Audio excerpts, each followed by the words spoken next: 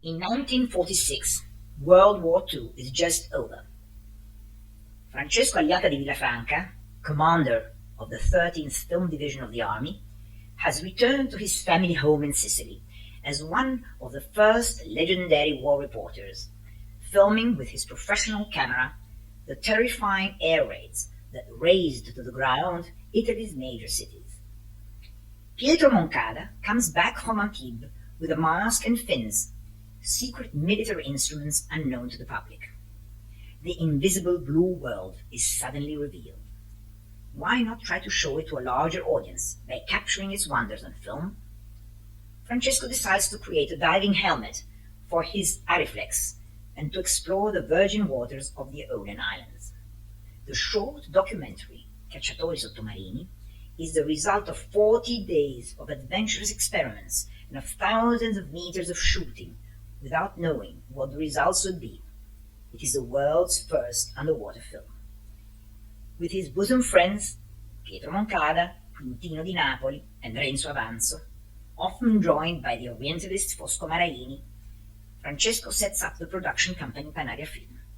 Its first focus are the wild and extraordinary Aeolian Islands and the ancient cultural traditions of Sicily, such as the tuna mattanza, the swordfish hunt, and the puppet theatre, most of which have now disappeared and are only recorded in Panaria's short films.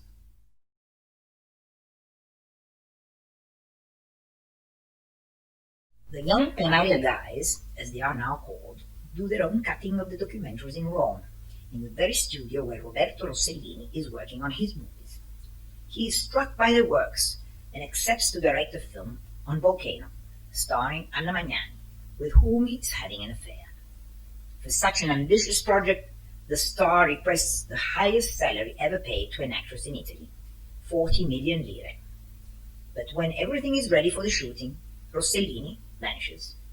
He has betrayed Magnani with Ingrid Bergman and convinced the Hollywood star to play a dreary role in a facsimile story to be shot on the neighboring island of Stromboli with the intriguing support of the Church and the Christian Democratic Party. Francesco Agliata is confronted with a sudden need to look for a new director. William Dieterle, the famous Hollywood director of German origin, accepts the offer and lands in Vulcano in his impeccable white outfit. Magnani's anger and the competition between the two sets capture the attention of journalists for a whole year. It is the War of the Volcanoes.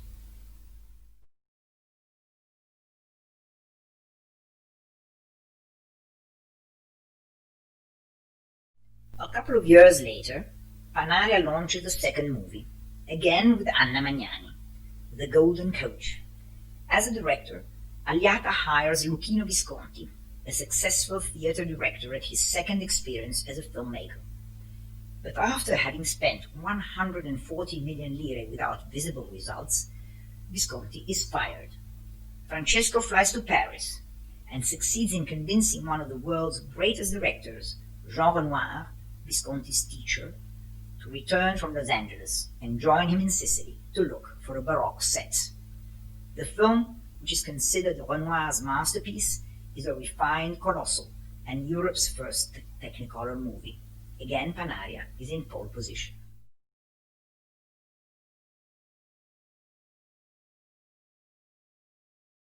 The charm of color and the lure of the underwater world meet in Francesco Agliata's new project, Sixth Continent, a feature-length documentary shot in the then totally unexplored Red Sea by young Folco Quidici, to whom Francesco taught underwater filming.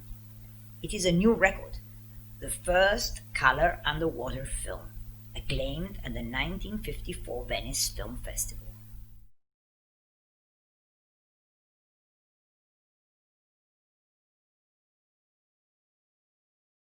Agliata is convinced that Sicily is an extraordinary set and that the film industry would be an ideal way to bring wealth and tourism to the island.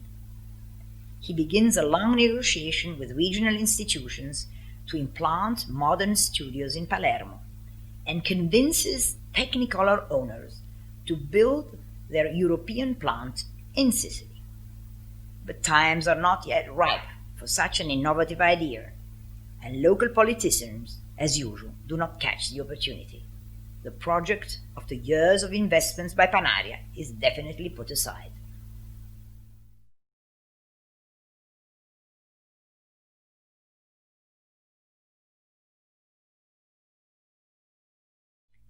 Panaria continues its productions, always enhancing Sicily and its culture, experimenting new inventions such as CinemaScope, and launching new personalities like Domenico Modugno.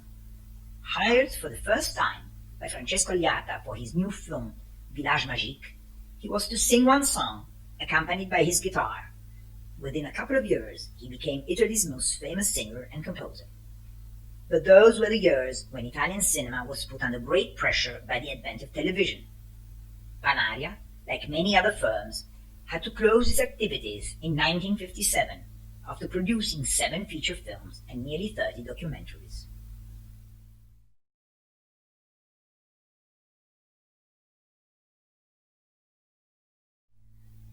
In the 90s, after a long neglect, Panaria is rediscovered. Books and DVDs, followed by graduate theses and scholarly works, by awards, exhibitions, and screenings, reveal to the world the existence of a pioneer, Francesco Agliata, and his adventurous story. Volcano and the first short films are restored. Today, Panaria Film is a foundation that protects and develops its heritage by establishing its archives and co-producing documentaries.